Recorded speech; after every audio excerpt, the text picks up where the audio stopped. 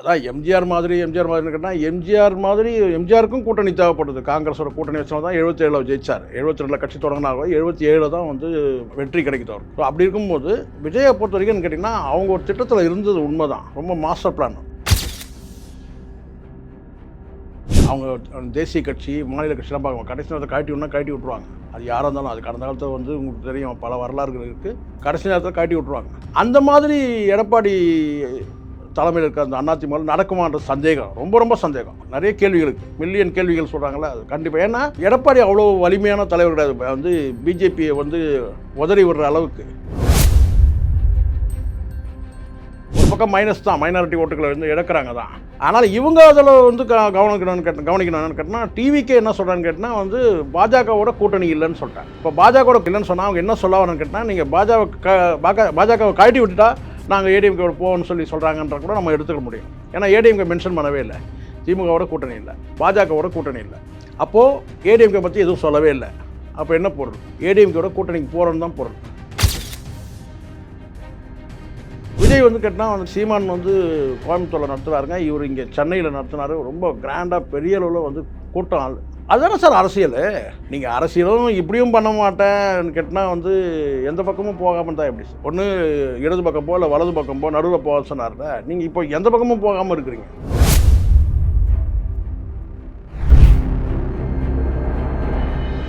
TN media நேயர்களுக்கு வணக்கம். இன்று நம்முடன் நேர்காணலுக்காக அரசியல் விமர்சகர் சேகோரா ஜெய்சங்கர் சார் இணைந்திருக்கார். வணக்கம் சார். வணக்கம் சார். தமிழக வெற்றி கழகம் யாருடன் கூட்டணி வைக்க போகுதுன்னு சொல்லிட்டு மக்கள் மத்தியிலும் சரி, ஒரு சில அரசியல் தலைவர்களும் சரி, ஒரு கேள்வியாகவே இருக்கு. விஜய் அவர்கள் என்ன நோக்கத்தில் இருக்காரு சார்? கூட்டணி வந்து எதிர்பார்ப்பு இருந்தது, அவர் தலைமையில் ஒரு கூட்டணி உருவாகணும் எதிர்பார்ப்பு இருந்தது.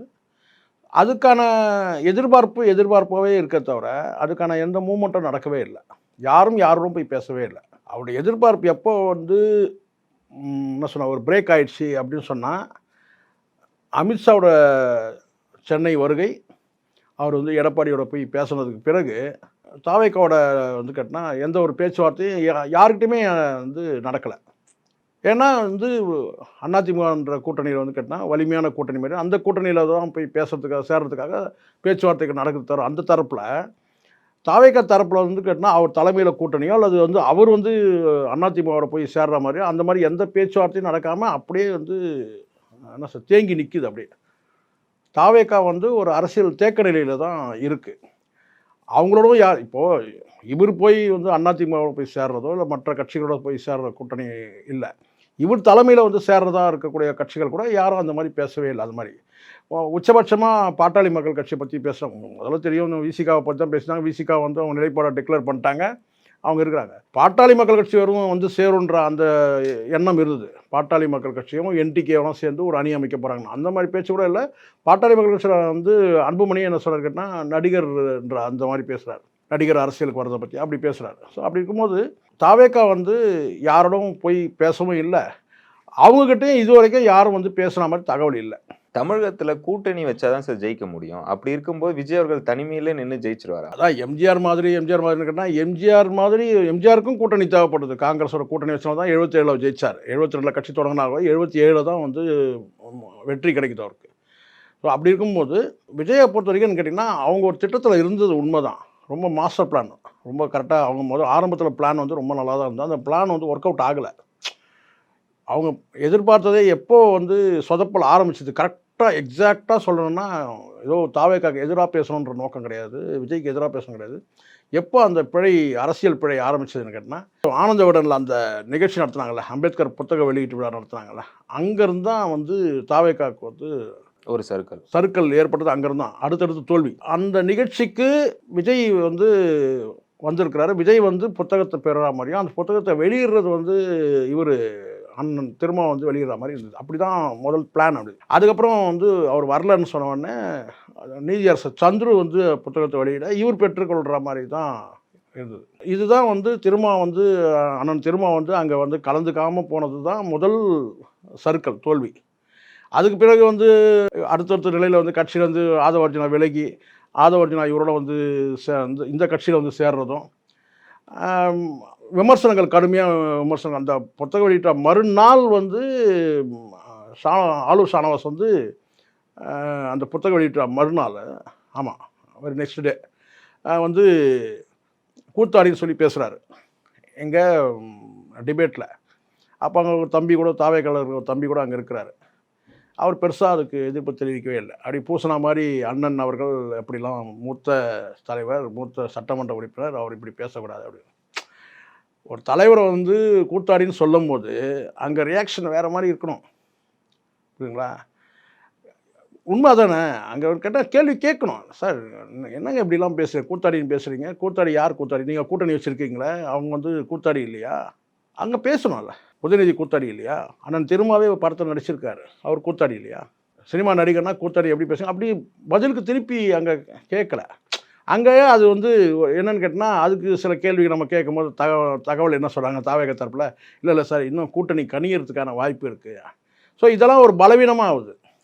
கூட்டணிலாம் அப்புறம் சார், நேருக்கு நேர் உங்கள் தலைவரை வந்து தாக்கும்போது அங்கே உடனே பதில் கொடுக்கணும்ல. அது வந்து அது நடக்கலை. அது ஒரு மாதிரி ஆச்சு. அதுக்கப்புறம் அடுத்தடுத்து பெரிய சரிவு எப்போன்னு கேட்டால் தாவேக்காக்குன்னு கேட்டால் அமித்ஷா சென்னை வந்தபோது கேட்டால் வந்து ஏடிஎம் கூட அலைன்ஸ் செட் பண்ண உடனே இவங்க சைடில் ரொம்ப சோர்ந்து போயிட்டாங்க தாவேக்கா தரப்பில். அதுக்கு பிறகு நீங்கள் சொல்லலாம் கூட்டணி இல்லைனாலும் கூட நாங்கள் தனித்து போட்டிடுன்ற அந்த டிக்ளரேஷன் இல்லைனாலும் கூட நீங்கள் வந்து அடுத்தடுத்து பூத் கமிட்டி அது இது ஏதோ ஒன்று போட்டு ரசிகர்களை வந்து கேட்டால் அந்த என்ன சொல்கிற ரசிகர்கள் தொண்டர்களை வந்து பார்த்திங்கன்னா வந்து ஒருமுகப்படுத்து அந்த வேலைகளை நீங்கள் செஞ்சீங்க தான், இல்லைன்னு சொல்லவே இல்லை தாவேக்கா தரப்பில்.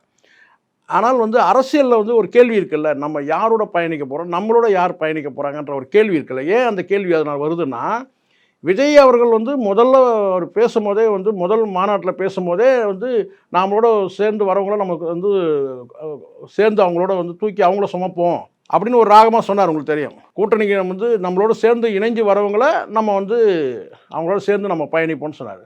இப்போ அது நடக்கவே இல்லைல்ல. இன்னும் காலம் இருக்குதுன்னு வச்சுக்கோங்களேன். பட் இன்றைக்கி ஸ்டேஜுன்னு கேட்டால் வந்து தாவேக்கா வந்து தனித்து விடப்பட்டிருக்கு.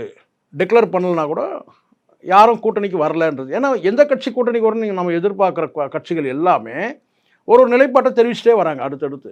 ஆனால் ஒரு சில அரசியல்வாதிகள் பத்திரிகைகள்லாம் என்ன சொல்கிறாங்கன்னா, பாஜக அதிமுக இவங்களோட கூட்டணி வந்து நீடிக்காது, கொஞ்சம் எலெக்ஷன் நெருங்கும் போது பார்த்தீங்கன்னா தமிழக வெற்றிகளும் அதிமுகவும் தான் கூட்டணி வைக்கும் அப்படின்ற மாதிரிலாம் இருக்கு சொல்கிறாங்க சார். நீங்கள் யோசிச்சு பாருங்கள், கடைசி நேரத்தில் அப்படி வந்து ஜெயலலிதா காலத்துலாம் அப்படி நடந்திருக்கு. அவங்க தேசிய கட்சி மாநில கட்சிலாம் பார்க்க கடைசி நேரத்தை கழட்டி விட்ருவாங்க. அது யாராக இருந்தாலும். அது கடந்த காலத்தில் வந்து உங்களுக்கு தெரியும், பல வரலாறுகள் இருக்குது.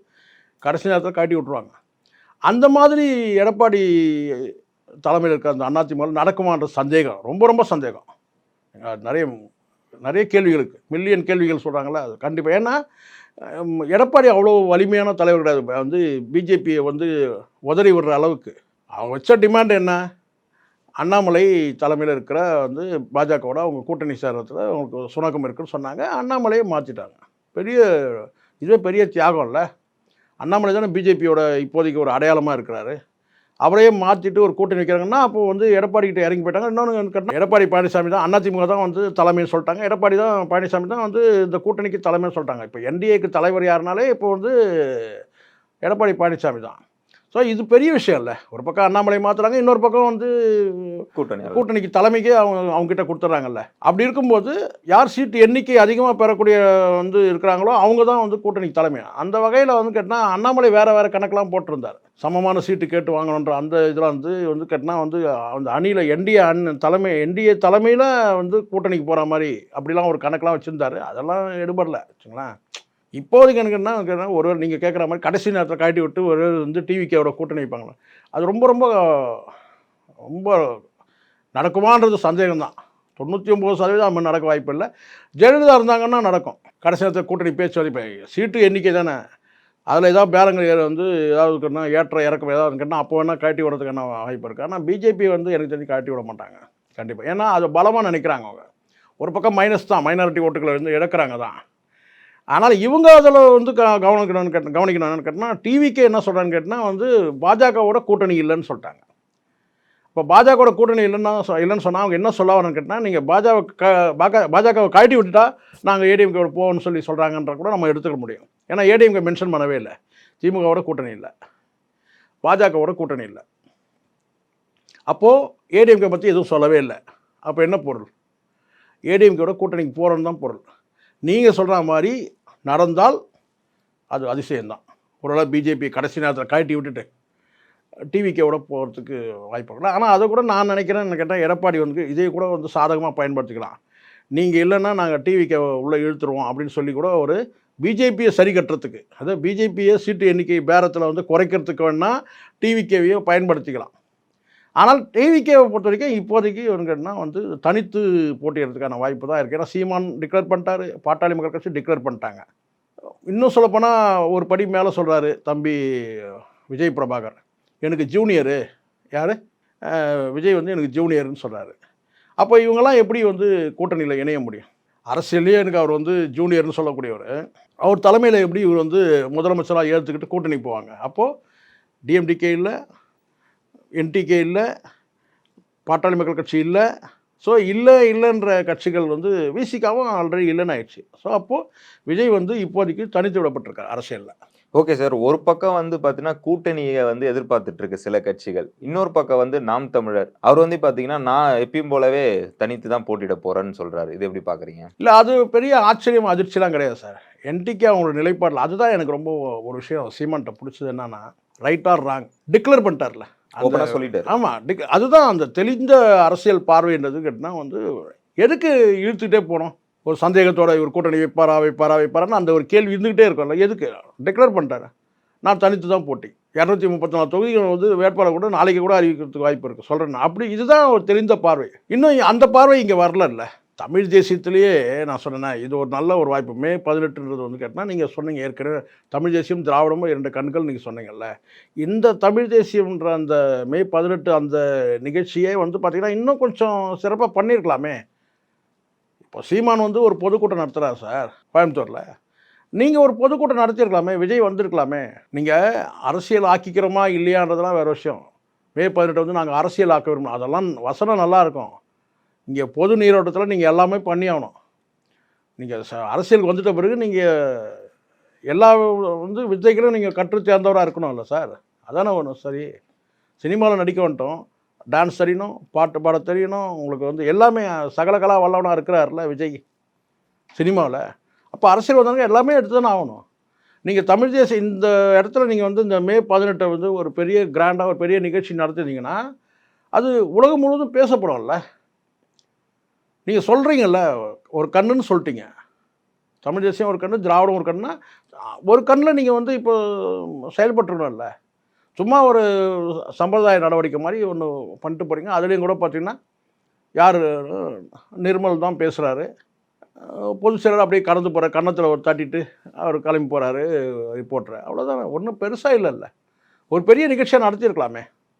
அப்போ விஜய் வந்து இங்கே தமிழ் தேசியம் பற்றி நீங்கள் ஒரு 10 வார்த்தை பேசியிருக்கலாமே. ஒரு கண் தானே உங்கள் கட்சியோட வந்து ஒரு கண்ணு, ஒரு தமிழ் தேசியம் வந்து சித்தாந்தம் ஒரு கண்ணுன்னு சொல்லிட்டீங்க. இப்போ இங்கே புரியுதுங்களா அவங்க தவற விடுறாங்கன்ட்டு? இல்லை சார், ஆனால் சோஷியல் மீடியாலாம் ஆக்டிவேட்டாக தானே இருக்காங்க. எல்லா நிகழ்ச்சிக்கும் ஒரு சமூக வலைதளத்தில் ஆக்டிவேஷனாக இருக்கிறது ஒன்றும் பெரியது சார். நீங்கள் ஒரு 10 பேர் வச்சுட்டு நீங்கள் சேகவரா திட்டத்தினாலேயோ இல்லை 10 பேர் வந்து பார்த்தீங்கன்னா வந்து விஜய் நாளைக்கு முதலமைச்சர் ஆகிடுன்றதுனால கிடையாது. இங்கே வெகுஜன மக்கள்கிட்ட நீங்கள் போகணும் இல்லை.